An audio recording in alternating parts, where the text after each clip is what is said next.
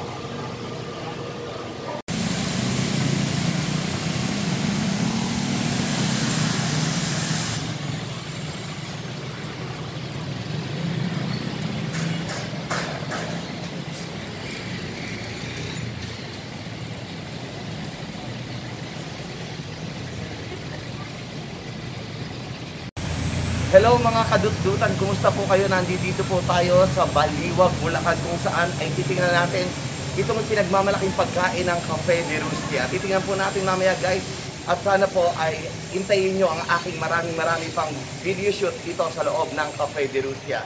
Tara, puntahan natin. Tara!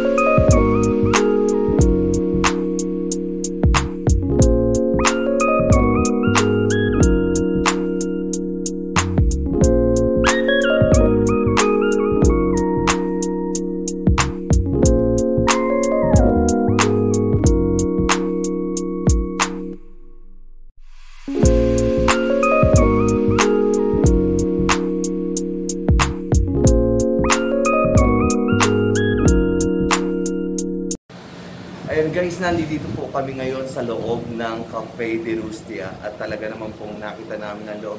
Very ancestral at napakaganda ng kanilang lugar dito sa loob. At talaga naman nakita ko naman ang kanilang mga menus. Guys, sobrang mumura ng kanilang mga pagkain dito.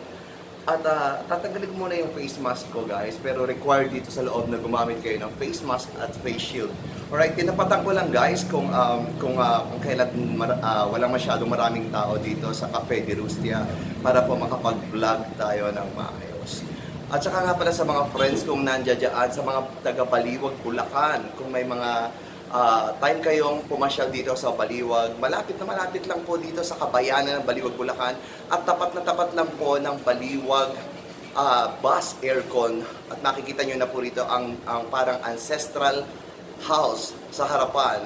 Ito po ang Cafe de Rustia, at talaga pong nakita ko ang kanilang mga menus, guys. Napakamumura at sobrang sasarap. Ito po yung sinasabi sa akin ng mga friends ko sa Facebook, na itry ko daw mag-vlog dito sa Cafe de Rustia. At talaga naman maraming request sa akin na mag-vlog dito para makita nila kung anong klaseng mga pagkain ang meron sila. Ipapakita ko yan sa inyo mamaya, guys. Magkita-kita ulit tayo. Bye-bye. Ayan, guys, tatanungin natin ang isa sa mga staff dito sa Cafe de Rustia kung bakit mayroon silang mga drinks dito at mga iba't ibang klaseng produkto. Malalaman natin yan, kakausapin natin ang staff nila.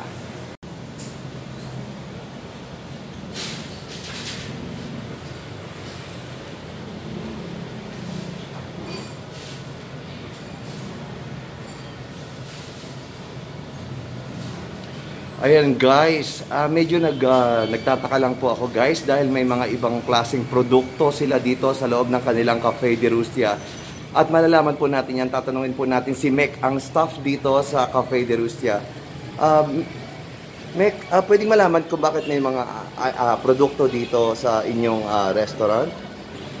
Actually, sir, yung may-ari po nito is si Boss J. Okay, si Boss J. Opo. Alright. Isa po siyang distributor ng mga beauty products sa Baliwag, Bulacan. Oo. Okay. Distributor pala siya. Pwedeng malaman kung ano mga klaseng mga produkto ito? Meron po tayong Slimming Plus Okay. for sa mga nagda-diet po. Okay. Tapos meron naman po tayong mga beauty products na like Brilliant, Oo. Dr. Alvin, Perfect Skin. May mga anti-aging serum din po tayo.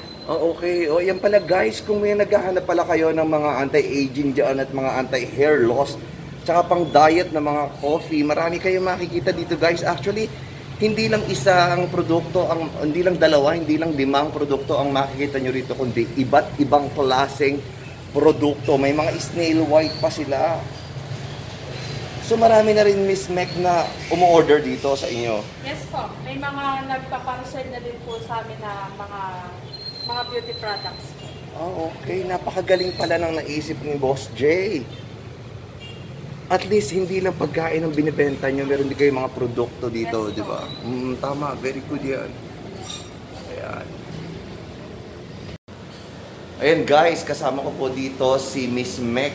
Siya po ay isa sa staff dito sa Cafe de Rustia, kung saan ay pwede kayong mag-inquire sa kanya kung anong gusto nyong malaman about sa kanilang mga produkto. Hello, Mek. Yes po. Hello po. Ayan. Kung pupunta kayo dito, guys, sa Cafe de Rustia, hanapin nyo lang po si Miss Mek o kaya si Sir Vener.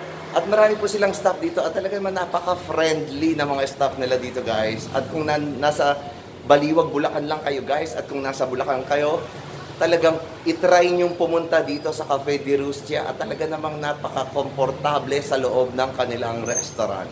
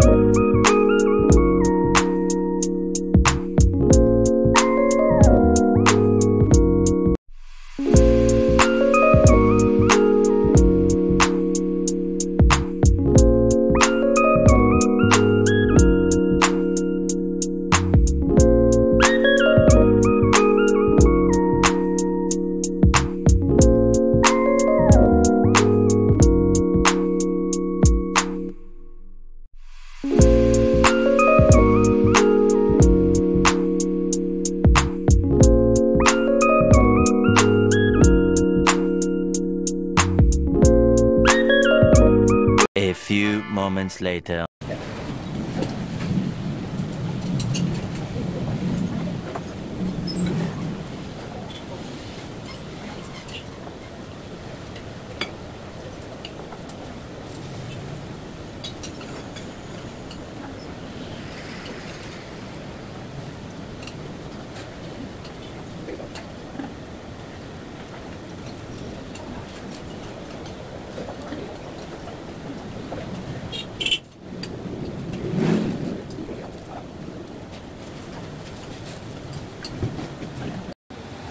Ayan guys, nako, tapos na kaming kumain dito sa Cafe de Rustia at talaga namang hindi ako mapapahiya sa inyo sa sarap at sobrang sarap ng quality ng pagkain dito sa Cafe de Rustia. Actually guys, ito palang Cafe de Rustia ay hindi pa ganong katagal, bagong restaurant pa lang pala ito. At sinisigurado ko sa inyo guys na subukan nyo kumain dito. Kilala niyo naman ako mga kadututan kapag po sinabi kong masarap na masarap ang pagkain ay talaga namang sobrang sarap. Totoo po yan guys, alright? Ayan, by the way, nandito po ulit si Sir Reneb at medyo tatanungin natin siya ng konting mga katanungan para at least magkaroon tayo ng idea dito sa Cafe de Rustia. Sir Reneb, tatanong pala, gano'n nakatagal itong Cafe de Rustia? We started a month ago. Okay. Then, Bago pa lang pala, alright. so we operate the for before this holiday. Okay, before Christmas. Alright. So guys, bago-bago pa lang pala itong Cafe de Rustia. Kaya pala, yung mga kaibigan kong nakatikim na ng pagkain dito sa Cafe de Rustia ay lagi akong kinukulit na talagang tikman ko daw ang pagkain dito sa Cafe de Rustia. At talaga naman napatunayan ko ngayon guys. At sobrang sarap talaga ng kanilang pagkain. Especially yung, alam nyo guys, ang pinaka-paborito ko na tikman ko sa lahat guys. Yung kani salad nila, yung seafood pasta nila guys, sobrang sarap.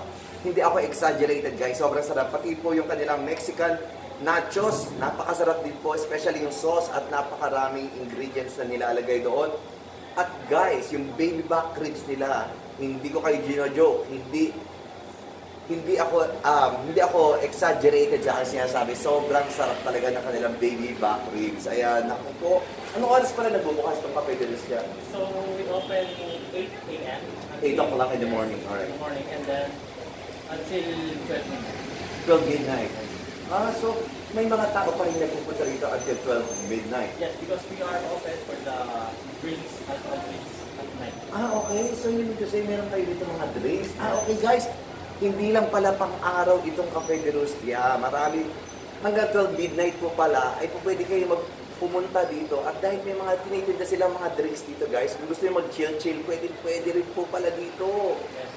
Okay, at saka alam niyo guys, napaka-cozy ng lugar, napaka-ancestral, at yung ambience po talaga ay sobrang ganda. Talaga makakakain kayo ng komportable at talaga hindi kayo magdadalawang isip na sabihin napakasarap ng kanilang mga pagkain dito. By the way, tatanong ko lang din, Sir Reneb, kasi malapit na ang Pasko kasi mag-Christmas na. So hanggang kailan na lang kayo mag-ooperate kasi holiday na? We will operate tomorrow. Tomorrow until? December 24 Okay. until afternoon. Then we are closed for the holidays around 25 and then we will come back 26. 26. Ay, ibig ko say, bukas na ulit ang Cafe de Rustia on December 26. So magsasara ulit kayo ng New Year nun? Yes. Okay. So December 31 we are open until afternoon. Alright. Then after 2. Okay. At pwede ba malaman kung sino ang may-ari nitong Cafe de Rustia? The owner of Cafe Rustia is Mr. Joel Miranda. Sorry? Mr. Joel Miranda. Okay, Mr. Joel Miranda. Si Boss J. Yes. Alright, si Boss J po ang may-ari nitong Cafe de Rustia.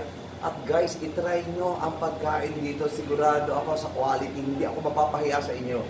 Okay, guys, iniimbitahan ko kayo lahat magpunta dito sa Cafe de Rustia at tikman nyo kung gaano kasarap ang pagkain dito sa Cafe de Rustia.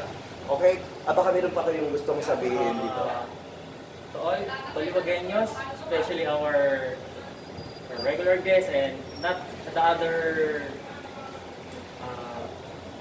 we are invited you for try our menu and our ambience. the old ancestral house.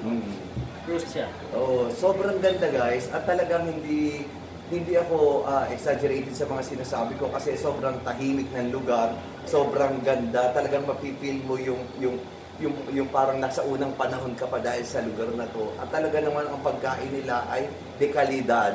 Talagang babalik-balikan nyo ang lasa. Sa mga kaibigan ko nandito at sa mga nanonood, sa mga kadutdutan ko at sa lahat ng mga friends ko nandito, kahit sa mga taga Manila, kung mapupunta po kayo dito sa Bulacan, dumaan po kayo dito sa Baliwag at napakadali pong puntahan ng kanilang lugar. Katapat lang po ito ng Baliwag Bus Aircon Station. Dito po sa may Baliwag, malapit sa Chowking at Victoria Cinema. At madaling nyo na ipagtatanong dito ang Cafe de Rustia. Maraming salamat sa iyo, Sir Rene. Po sa Paula. Ayan. Okay. Nag-enjoy po kayo sa Sobrang sarap, sobrang promise. At talagang yung mga kasama ko ay talagang nag-enjoy din sa pagkain. Okay guys, maraming salamat.